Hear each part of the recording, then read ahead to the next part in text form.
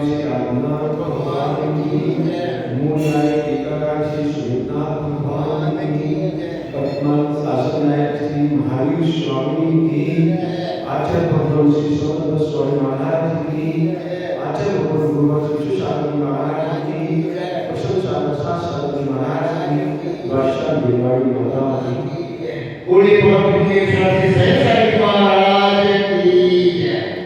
हम सभी अंतिम देश वर्तमान स्वामी के शासन में रहते हैं और उनकी इस तुरंत बीमारी जो जीव माता कल्याण करने वाली है उसका पालन करें।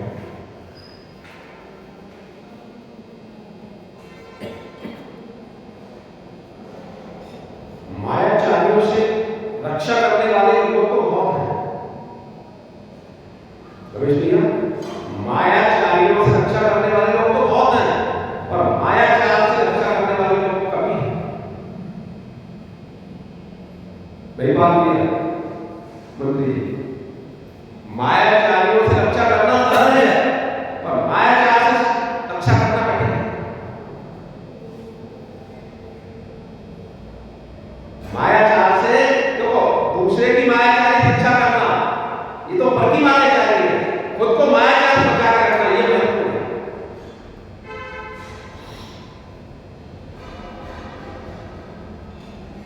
संसार में चारों को पांचों पापों में व्यक्ति रखता है, पुष्टि कैसे करता है? पांचों पापों की पुष्टि कैसे करता है? मायाचारी से झूठ बोल के। अगर उसके चोरी के भाव आ रहे हैं तो मायाचारी करके चोरी करेगा। किसी को मतलब संदेश से दुखी करने के भाव आ रहे हैं तभी मायाचारी करेगा। परिज्ञा संचय का भाव कर रहा है, व्यापार कर रहा है, वही मायाचारी कर रहा है। मतलब संसार में मायाचारी का काम चल रहा है, पर ये नहीं सोच पा रहा है कि मायाचारी तो कर रहे हैं, अच्छी लगती है, पर मायाचारी करने से कार्य सिद्धि नहीं होती।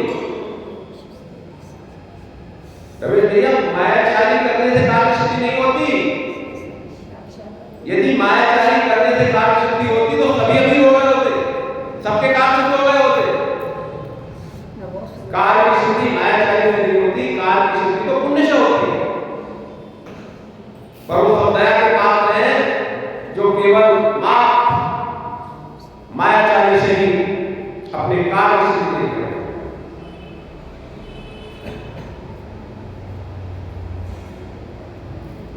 सामने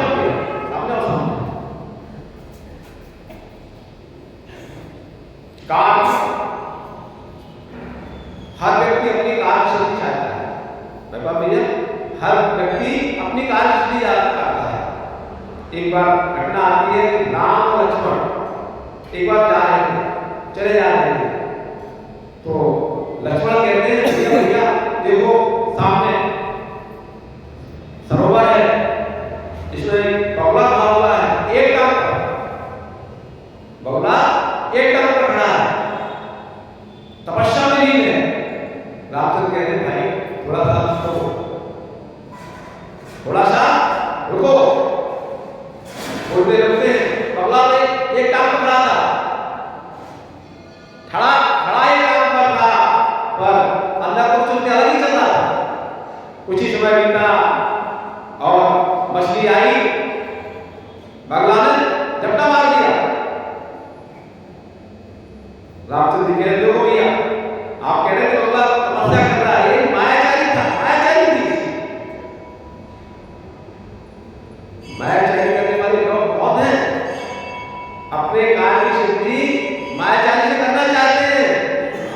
आप देखो जहां देखो वहां, आप संसार में कहीं भी देखो, व्यापार में देखो, हर व्यक्ति देखता है कि लगता ही उसको ऐसा है कि मायाचारी करेंगे तो हमारी कार्य सिद्धि हो जाएगी, झूठ बोलेंगे कार्य सिद्धि हो जाएगी। अरे भाई, शब्द तो ये है कि मायाचारी करना तो सब जानते हैं, झूठ बोलना सभी जानते हैं, पर मायाचारी से का उन्हीं का बनता है जिनका पुण्य होता है। यदि पुण्य नहीं है तो कार्य सिद्धि नहीं होती। पर भोले प्राणी हैं, भोले प्राणी हैं, वो मायाचारी करके ही अपनी कार्य सिद्धि देख रहे हैं। नहीं सोच पा रहे हमारे पुण्य के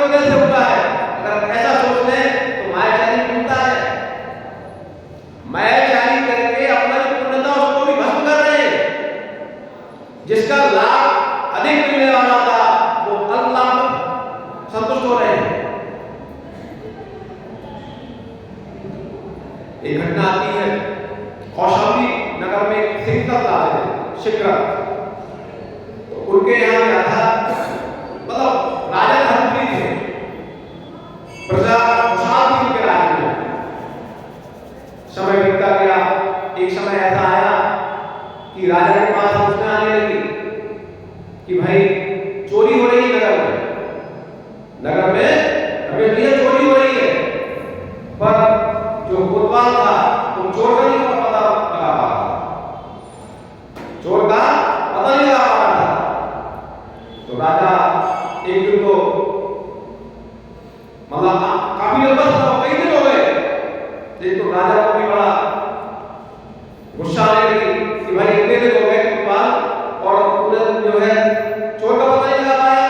7 दिन का समय है, यदि 7 दिन में आपने चोर का पता लगा लिया तो ठीक है, अन्यथा जो है या तो तुम्हारा सर रहेगा, या तो खुद आओ या अपना सर लेके आओ, मतलब मृत्यु हो जाए, मृत्युदंड दे दिया जाएगा। 7 दिन में आपको बोलना है। अब कोतवाल को परेशान हो तो पूरा प्रयास कर ही रहा था, पर चोर इतना होशियार था कि कोई भी सुराग छोड़ जाता ही नहीं था। वो अपनी कोतवाल हो गया टेंशन में कि 7 दिन में अगर नहीं हम दे पाए तो हमारी मृत्यु निश्चित है, मृत्यु निश्चित है।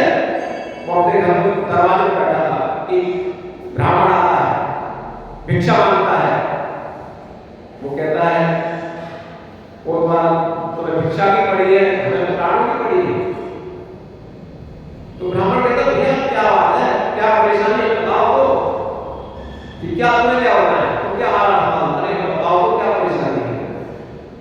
कि हमारे घर में चोरी होने लगा था कई दिन से, और चोर इतना होशियार है, चोरी करने वाला इतना होशियार है, कोई भी उसका जो है हेतु छोड़ के नहीं आता, कोई सुराग छोड़ के नहीं आता। तो वो कहता है ब्राह्मण था आप चिंता नहीं करो, चोर मिल जाएगा। कि आप चिंता नहीं करो, अब इतने दिन हो गए अभी तक नहीं मिला, तो कह रहे चोर मिल जाएगा, चोर मिल जाएगा। आप मैं जो बताओ कि नगर में कोई ऐसा व्यक्ति है जो निष्क्रिय हो, सर्वाधिक निष्क्रिय जानते नहीं, निष्क्रिय नहीं जानते, मतलब निष्क्रिय मतलब जो अपने आप को शिक्षित कर रहा हो, मतलब सारी चीजों से पृथक रहता हो, परिग्रह से न रहता हो, दूर रहता हो परिग्रह से, निष्क्रिय। कोई ऐसा व्यक्ति है क्या? नहीं, हाँ है, तो निष्क्रिय। एक तापस है, वो निष्क्रिय है, कुछ नहीं रखता, और वो सीके पे बैठता है। मुझे कहता है जमीन की मालिक विश्वास न हो जाए, जमीन से विश्वास नहीं करता, जमीन को भी मतलब 24 घंटे सीके ही बैठा रहता, वही भोजन कर लेता है, जमीन को भी विश्वास नहीं करता। वो कहता है जमीन विश्वास कर ले तो हमारा मतलब हो जाएगा। तो ब्राह्मण कहता है भाई चोर वही है, जो निष्क्रिय है वही चोर है। तो वो कहता है भगवान ऐसा कैसे हो सकता है, तो कभी हो नहीं सकता कि नहीं, जितने निष्क्रिय होते हैं वही चोर होते हैं। हमने तो ऐसी घटना देखी है कि मैं आपको घटना बताता हूं कि मैं घर पर था, ब्राह्मण कहता है कि हमारी घटना सुनो। मैं घर पर था, हमारी जो ब्राह्मणी थी वो जो है जब अपने बच्चे को आंचल बनाती थी, दूध पिलाती थी, तो वो ये कहती है पुत्री पर पुरुष है, पुत्री पर पुरुष, इसलिए आंचल को ढांककर केवल मुंह में ही उसको देती थी और आंचल को ढांक के पिलाती थी। तो मेरी सोच में मतलब इतनी निष्ठा थी कि पुत्र को ही पर पुरुष मानती थी, पर उसमें बात हमने देखा कि घर के नौकर के साथ विचार करती है। वही हमारी पत्नी को कहता है कि हमारी ब्राह्मणी थी, वो कुछ दिन बाद में देखते हैं पर पुरुष मतलब घर के नौकर के साथ विचार कर रही थी और दिखाती ये थी कि हम कितने बड़े सती हैं कि हम पुत्र को ही पर पुरुष मानते हैं। जब मैंने देखा तो मैंने घर छोड़ दिया। रावण कहता है कि मैंने घर छोड़ दिया, घर छोड़कर हम बाहर आए, तो बाहर हम जा रहे थे, घूमते घूमते एक बालक का रास्ता मिला।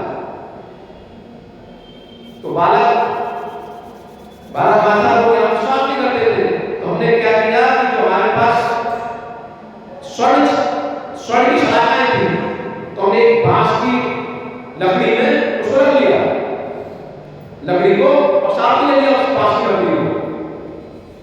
सांप ने ले लिया।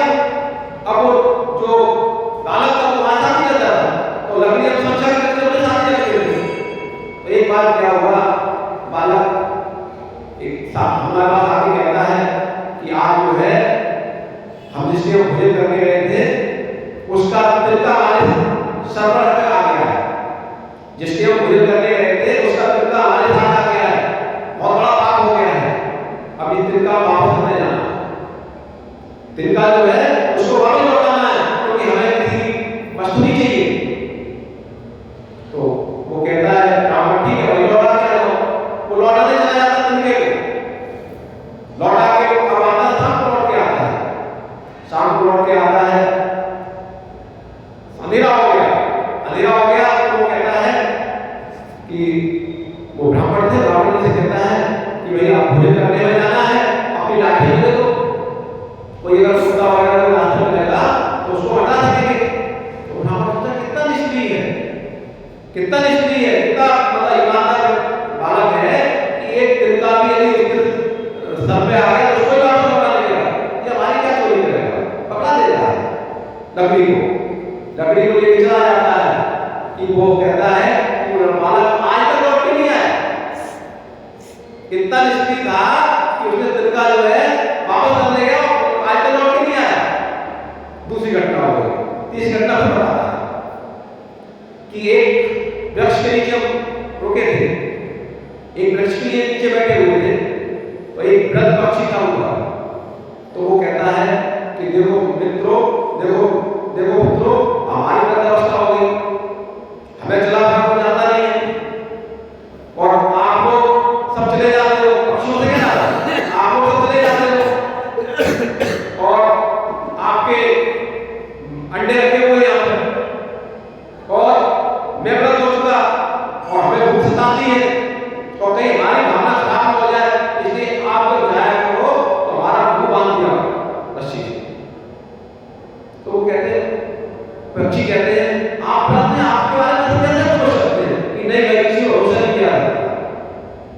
तो पक्षियों ने उनके जो वृद्ध पक्षी था उसका उल्लंघन कर दिया, चोंच बांध दी, चोंच बांध के चला गया, सारे पक्षी चले गए।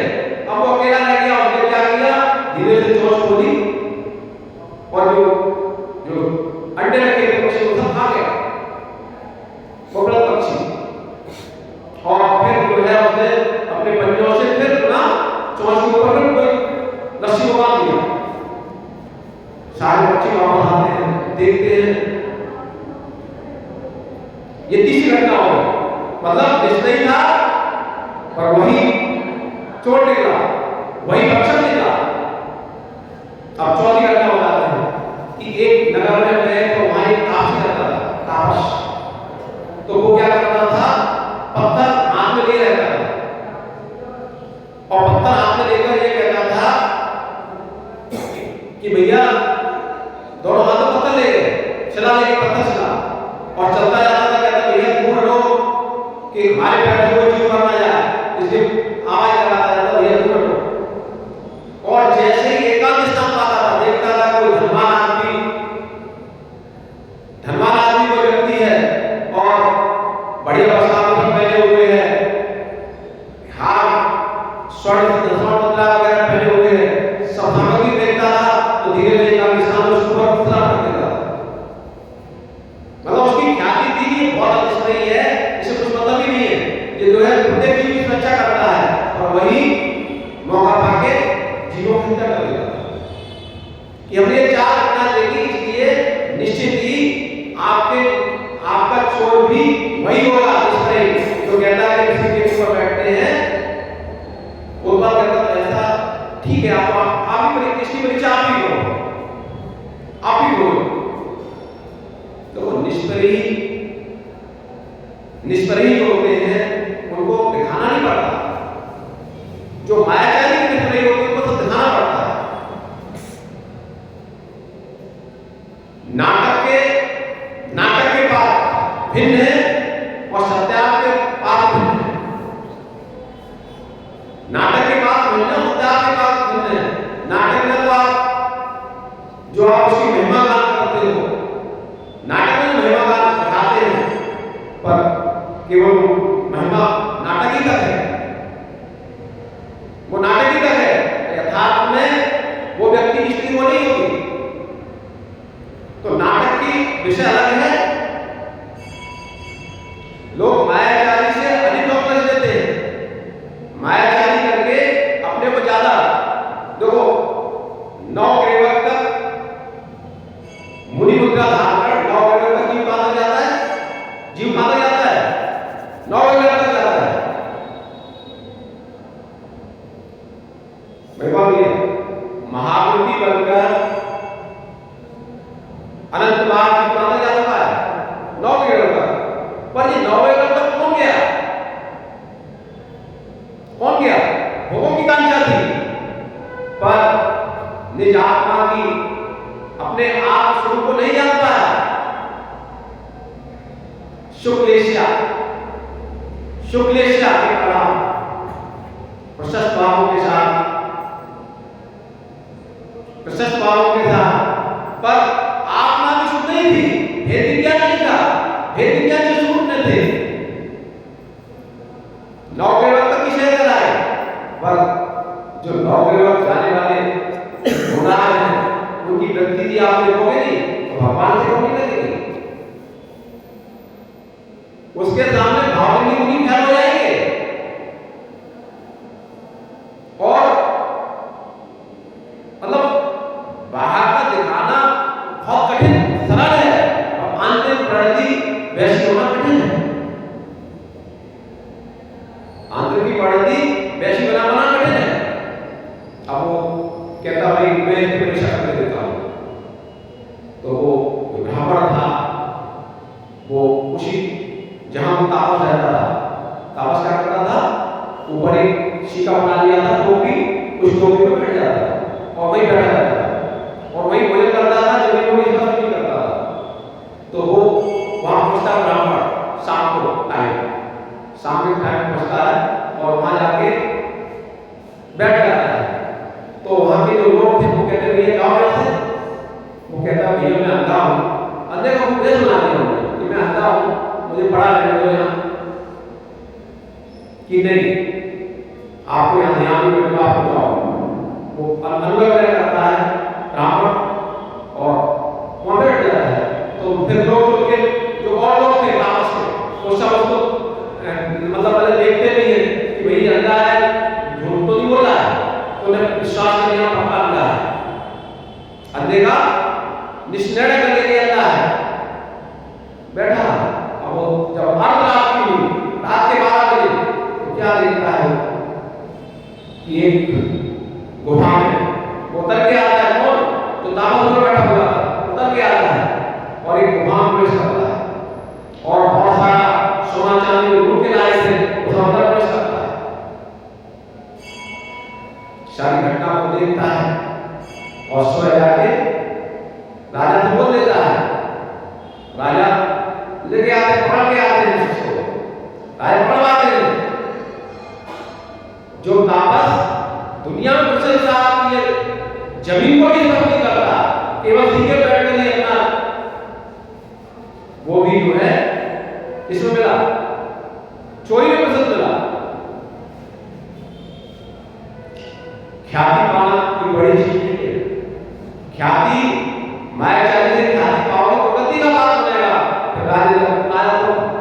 राजा ने जो है वहां उसको देश निकाल दे दिया, उसको जो है काला करके और गले पर बैठा के फिर आगे उसको देश निकाल दे दिया, उसका सारा धन भी रख लिया और आगे वो जो है दुर्गति का बात। मायाचारियों से तो आप रक्षा कर सकते हो, पर जिसके मायाचार से रक्षा नहीं करो।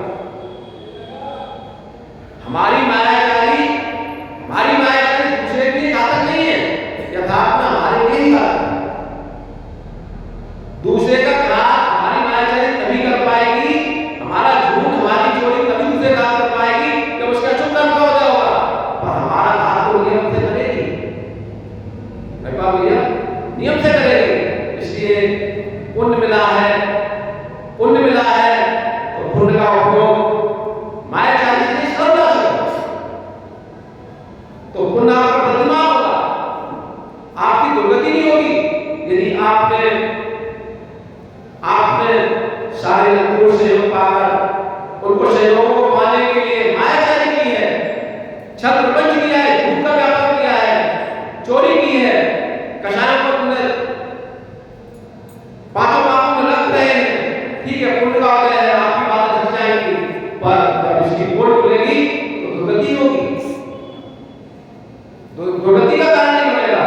इसलिए वो लोग अल्पी हैं जो अपनी मायाचारी से रक्षा करता है, अपने परिणामों को मायाचारी में नहीं फंसने देते। नहीं होता क्या देखते हैं कि भाई वो व्यक्ति झूठ बोल देता है, इसका काम सिद्ध हो गया तो हम भी झूठ बोले, मायाचारी से काम सिद्ध होते दिखाई देते संसार में तो हम भी मायाचारी हैं। अरे भाई, जिनकी मायाचारी से काम सिद्ध हो रहे हैं, मायाचारी से काम सिद्ध नहीं हुए, उनके पुण्य से हुए हैं।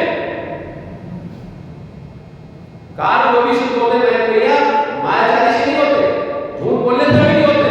यदि मायाचारी झूठ बोलने से कार्य सिद्ध होते तो सभी लोगों का कार्य सिद्ध हो जाता है। कार उन्हीं सिद्ध होते हैं जिनका पुण्य होता है, और नहीं तो मायाचारी की पकड़े जाते हैं, चोरी की पकड़े जाते हैं, झूठ बोला पकड़े जाते हैं। जिनका पुण्य है नहीं पकड़े जाते, पर वो प्रसन्न ना हो जाए, इनका फल भी नहीं होगा, यदि मायाचारी नहीं करते तो उनका फल तो आगे आता और विशेष होना हो गया।